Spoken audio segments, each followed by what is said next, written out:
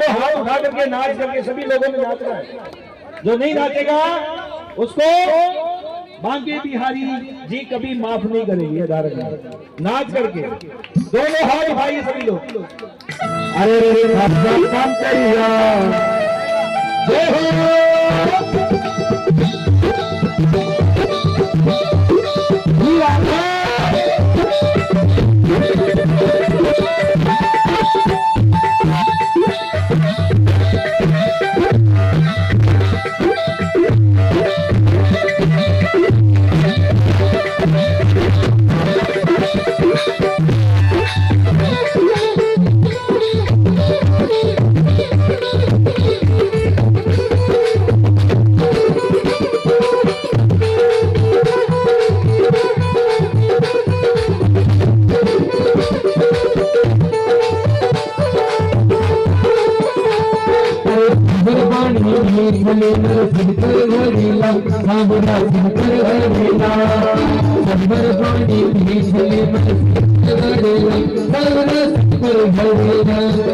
दर्शन किया पाऊं सावरा काबिला दर्शन किया पाऊं सावरा।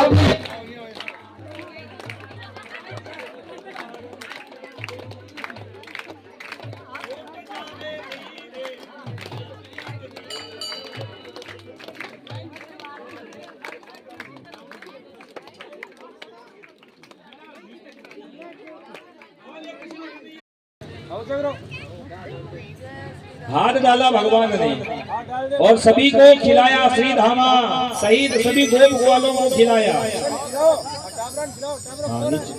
हाथ में पकड़ दो महाराज, कुछ नहीं, हाथ में पकड़ दो। हाँ, सभी को खिलाया, मुंह पे लगा दिया भगवान ने सभी के हाथ में। ताली बजाइए।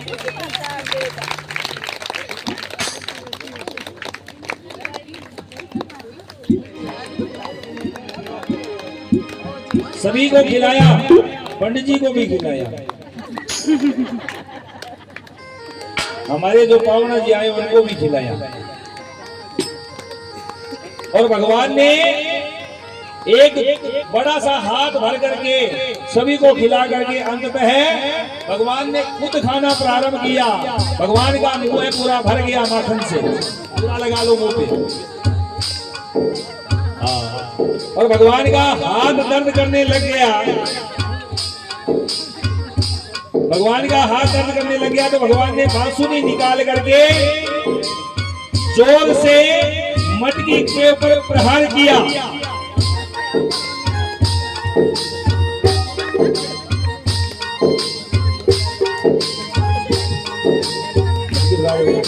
और सभी लोग अपने अपने स्थान पर खड़े हो जाइएगा और सभी ने नाचना है। हम सीधा चलेंगे अपने आरती की ओर, नाचते हुए। मटकी फोड़ लीजिए।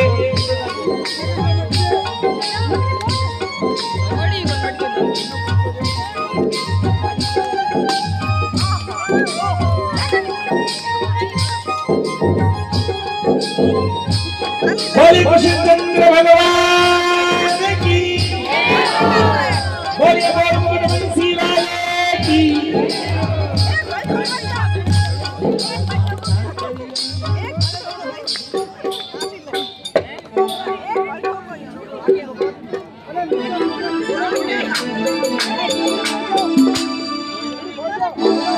अरे फूट जावेली चुनर मारी भीग जावेली। अरे फूट जावेली चुनर मारी भीग जावे। और जहाँ सूखा दिखाई दिया, जैसे वो सूखे के अंदर जाकर के गिरे पानी में, तो भैया कहा जाता है कि द्रौपदी अपने सखियों के साथ खड़ी हुई थी और जोर जोर से हंसने लगी और कहने लगी कि जिस प्रकार से पिता अंधा है उसी प्रकार से पुत्र भी अंधा है। अंधे का पुत्र अंधा है।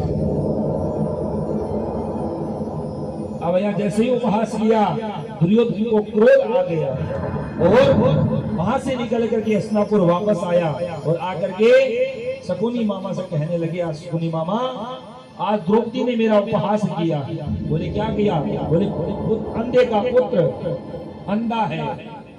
जिस प्रकार से पिता अंधा है उसी प्रकार से पुत्र भी अंधा है। और वैसे भी हम सांसारिक लोग हैं, क्योंकि जब भगवान की दिव्य दृष्टि का, दिव्य अलौकिक छवि का दर्शन होने लगता है तो भैया हम क्या करते हैं, अपनी आंखों को मूंद लेते हैं। मूंदना समझते हो? मूंदना मतलब आंखें बंद कर लेते हैं।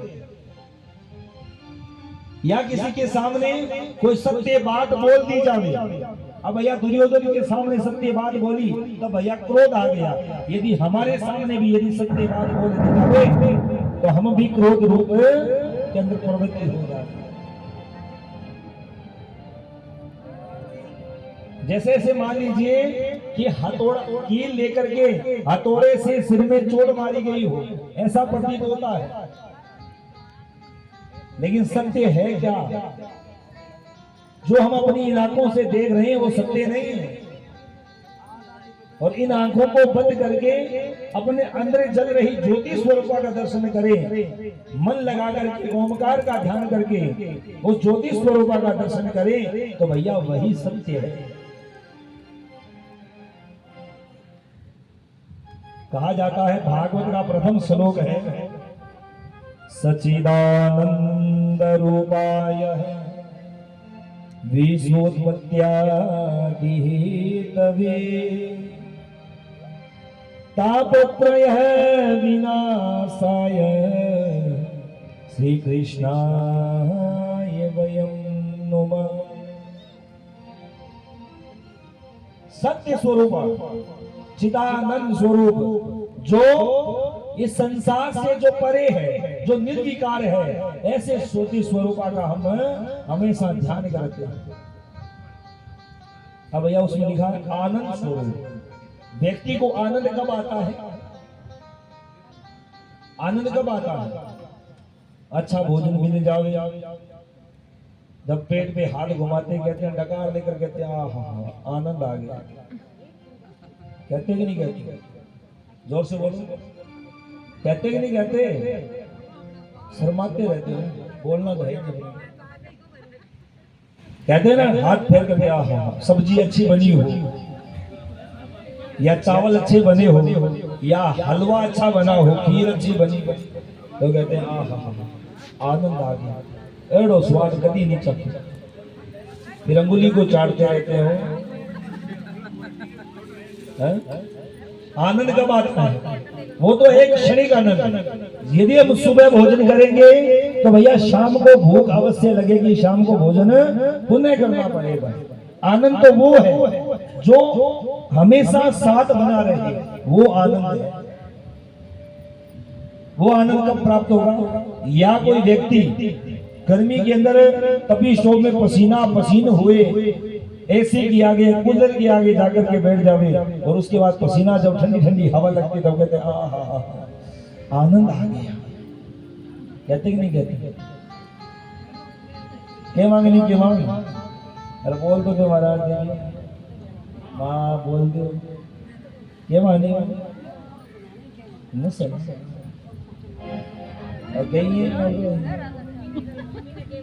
खाना खा करके आए हो कि नहीं खा करके आए? कौन कौन नहीं खा करके आया? हाथ पकड़ना। जो नहीं खा करके आया उसके लिए एक बात है बहुत जबरदस्त। हाथ पकड़ना जो नहीं खा करके आया। एक नहीं, दो नहीं, खा करके आए खाना? बस एक। हाँ, एक नहीं खाया। जिन्होंने खाना नहीं खाया, आज भगवान के 56 भोग लगेगा, वो भोग उसको मिलेगा। अब बताओ किसने नहीं खाया?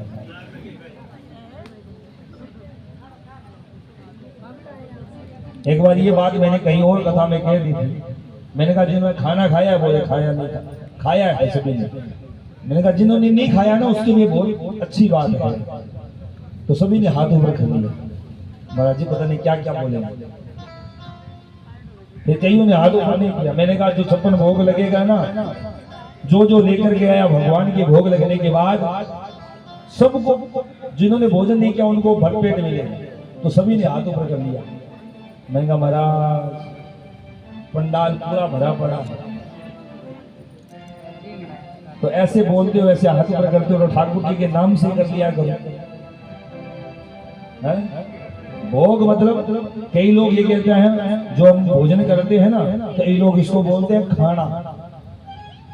क्या बोलते हैं? खाना बोलते हैं। खाना क्या होता है? खाना या बोलते हैं आजकल इंग्लिश में क्या बोलते हैं? Dinner, lunch, breakfast. अच्छा, ब्रेकफास्ट है। हाँ, नाश्ता। महाराज कभी इंग्लिश हमने पढ़ी नहीं हो, यदि इंग्लिश पढ़ लेते तो यहाँ थोड़ी बैठे होते हो कथा करते। कोई अमेरिका में जाकर के कहीं बैठे होते, कोई लैपटॉप पे काम कर रहे होते हो। लेकिन मेरा जीवन सौभाग्य है। मैं भगवान से प्रार्थना करता हूँ हर जन्म में मुझे इसी कुल के अंदर, ब्राह्मण कुल में जन्म प्रदान करना, और ऐसी कृपा करना कि मैं आपके नामों का गुणगान करता रहूं सदैव। क्योंकि भैया मेरी जो है ना भगवान से आस्था, पहले भी सही बता देता हूँ, झूठ नहीं बोलता। भागवत व्यासपीठ पे विराजमान हूँ, क्योंकि भैया पहले मैं कभी भी भगवान को मानता नहीं। मैं भी विज्ञान के चक्कर में घुस गया था। मैं भी विज्ञान के, आजकल वैज्ञानिक चल रहे हैं ना, इनके चक्कर में घुस गया था। फिर मेरे पिताजी थे उस समय, आज तो वो इस संसार में नहीं है। क्योंकि कहा जाता है, संत पुरुष कहते हैं कि रात को भैया बता रहे थे ना कि जिनके घर के अंदर माता और पिता नहीं है, और जिनके घर के अंदर माता और पिता है होते हुए भी उनकी सेवा नहीं करते, और जिनके अंदर नहीं है तो भैया उनके हृदय का जो हाल है ना, उनसे जाकर के पूछो कि उनके साथ क्या हो रहा है। माँ जो होती है ना, माँ अपने बच्चे को इतना लाड दुलार करती है। हालांकि मेरी माता जी है, उनसे मैं हंसी मजाक भी कर लेता हूँ, झगड़ा भी कर लेता हूँ, लेकिन ऐसा झगड़ा नहीं करता कि उनको दुख प्राप्त हो। आज भी देखो कि मैया जी, मेरी माता जी, जो ये चल रहा है प्रोग्राम भागवत कथा का, घर पे बैठ करके लाइव टेलीकास्ट देख रहे हैं। आप सब भी वहां दिखाई दे रहे हो। कल शाम को, आज सुबह ही आया था, कल शाम को आया था, वीडियो कॉल आया। और माता जी कह रही है याद आ रही है। वैसे तो मैं संस्कृत विद्यालय के अंदर जो सांवरमल जी भैया हैं, इनके साथ में अध्ययनरत एक ही गुरु। होता क्या है कि कोई भी काया कष्ट वो दूर हो जाता है, लेकिन भैया कहा जाता है, बताओ, कि जिनके संसार से जितना आगमन होता है ना, यहाँ रहने का जितना समय होता है उतना ही उसको प्राप्त होता है। लेकिन जब मेरे पिता बीमार हुए तो उनके नाम से मैंने गोपाल सहस्त्र नाम का पाठ किया, तो एकदम कोई नहीं कह सकता था उनको कोई किसी प्रकार की बीमारी, एकदम सही हो गई। मैंने कहा पिताजी ये जो चमत्कार कैसे हुआ? बोले आप, तूने गोपाल सहस्त्र नाम का पाठ किया था? बोले हाँ किया था। उसी का चमत्कार है। उसी दिन से मेरी आस्था प्रकट हो गई। फिर उसके बाद धीरे धीरे समय परिवर्तित होता गया मेरा। फिर एक बार, कोई मन में विश्वास करे या ना करे, 2013 का वर्ष आया। मैं ऐसे बैठा हुआ था घर के अंदर, मैंने कोई किसी के कहने से बाइक खरीदी, और मेरे पास किस्त भरने का कोई ऐसा कोई था नहीं कि मैं, क्योंकि उस समय थोड़ा सा, क्योंकि विश्वास धीरे धीरे बनता है। ठाकुर जी ये भगवान की मूर्ति मलाई हुई थी मेरी, मैं पूजा अर्चन कर रहा था। मैं कहा प्रभु अब क्या करूं बताओ, आप यो जो हो, मेरे पास किस्त भरने का कोई पैसा है नहीं, आप जानो और आपका काम जानो। मेरे को गुस्सा आ गया। कम से कम 3 दिन से परेशान कर रहे थे किस्त भरो। मैंने कहा भैया भरो किस्त, भैया किस्त भरो, भैया किस्त भरो, भैया वरना उठाएंगे, ये करेंगे, वो करेंगे। मैंने ठाकुर जी के पास आया, मैंने कहा ठाकुर जी किस्त भरो तो ठीक है, ना भरो तो आज के बाद में पूजा बंद। उसी क्षण एक व्यक्ति मेरे पास आया, एक व्यक्ति मेरे पास आए और आकर के उन्होंने कहा कि शास्त्री जी का घर यही है। मैंने कहा यही है। उनको मैंने चाय पिलाई है, बना करके चाय पिलाई है, उनको नाश्ता दिया है, सब कुछ किया, पानी दिया। आकर के जब कुछ समय उनसे वार्तालाप की, उन्होंने कहा कि हमारे गांव के में भागवत कथा करनी है। मैंने कहा कर देंगे। और बातों बातों में समय निकल गया, पता नहीं चला। और उनसे मैंने ये पूछा नहीं कि कौन से गांव में कथा करनी है। हकीकत बता रहा हूँ, ये बात मेरे साथ व्यतीत हुई। और मेरे को उन्होंने 5,000 रुपए दक्षिणा के स्वरूप में देकर के चले गए। और फिर मैं निकल करके मेरे दिमाग में चेतना आई, अरे भैया कौन से गांव में जाना है बताओ तो सही, जाना कौन से गांव में। जैसे ही बाहर निकल करके देखा कि भैया कि कोई है ही नहीं। इधर उधर पड़ोस में पूछा, मैंने कहा यहाँ से कोई ऐसे सफेद वस्त्रों में कोई व्यक्ति निकला? बोले हमने तो नहीं देखा। फिर मैं ठाकुर जी महाराज के पास आया, भागा भागा। मैं कहा ठाकुर जी महाराज धन्य, भगवान किसी भी रूप में आ सकते हैं, किसी भी वेश में आ सकते हैं, लेकिन सच्ची श्रद्धा, सच्ची लगन होनी चाहिए, तब जाकर के भगवान आए। और फिर 2022 का समय था, उसके साथ मेरी एक घटना और हुई, जो कि मेरे पास गाड़ी थी, गाड़ी का हुआ था एक्सीडेंट। इतना भयानक एक्सीडेंट हुआ कि सुबह भोर का समय था और गाड़ी आगे से पूरा डैमेज, यानी उसमें से जो भी व्यक्ति हो वो मरे हुआ तो उसको लेकर के निकालेगा, ऐसा हो गया। और केवल जब एक्सीडेंट हुआ, गाड़ी ड्राइव खुद कर रहा था, उस समय भगवान से मैंने एक ही शब्द निकला। कई लोग कहते हैं ना हाय माँ, हाय माँ, हाय पिताजी, बागड़ी में कहते हो रे माँ, ये नहीं आवाज, लेकिन मेरे मन से, मेरे मुख से मेरे एक ही शब्द निकला, ओम नमो भगवते वासुदेवाय।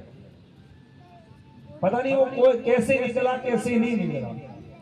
दरवाजा खोला करके प्राथमिक उपचार था पास में, थोड़ा सा कांच का जब टूटा तो उसकी वो जो लगी थी वो इतनी लगी, उसके अलावा मेरा एक भी कह देना तो कुछ अंग डैमेज होया हो वो भी, क्योंकि आ जाता है मारने वाला है भगवान, बचाने वाला है भगवान।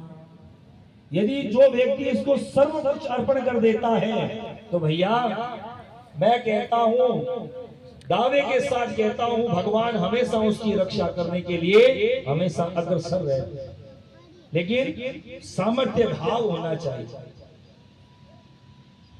2012 से लेकर के आज तक जब जब मुझे किसी चीज की आवश्यकता पड़ी, मैंने ठाकुर जी से कहा है ठाकुर जी महाराज मुझे इस चीज की आवश्यकता है, तो ठाकुर जी महाराज ने तुरंत प्रभाव से वो चीज हमें प्रदान की। और आपको पता भी हो 2023 की यहाँ कथा की थी, कई लोगों को पता है। बोलो राधे राधे। पिंटू जी हंस रहे हैं। तो कहा जाता है कि क्योंकि जो आज के जो इस युग के जो लोग हैं वो केवल माया को बचते हैं, और आनंद कब आता है कि जब परमानंद की प्राप्ति, जब आत्मा और परमात्मा का मेल होता है। और भैया कहा जाता है परमानंद का स्वरूप जब चित्त में आकर के विराजमान हो जाता है तो भैया वही आनंद हमें उस परमात्मा का मेल करवाता है, उसे बोलते हैं सच्चिदानंद। चित्त होता है शरीर, सत्य जब चित्त में आकर के विराजमान हो जाता है, जो व्यक्ति हमेशा सत्य की राह पर चलता है ना, चाहे भले उसके सामने कोई भी ऐसा आ जावे निंदा करने वाला, लेकिन भैया उसका कोई भी बाल भी भंका नहीं कर सकता। इसलिए कहा जाता है, राजा परीक्षित कहते हैं, उसी प्रकार कहते हैं कि माया को सब कोई भजे पर माधव भजे न को, जो कदापि माधव भजे तो माया चेरी हो। जो व्यक्ति भगवान ठाकुर जी को भजने लग जाता है ना, तो भैया जो उसके मन विकार के असंतुलन कार्य है वो सारे के सारे भगवान वादो जो है चोरी कर लेते हैं। अब कई लोग मन में विचार करते हैं कि ठाकुर जी महाराज ने जाकर के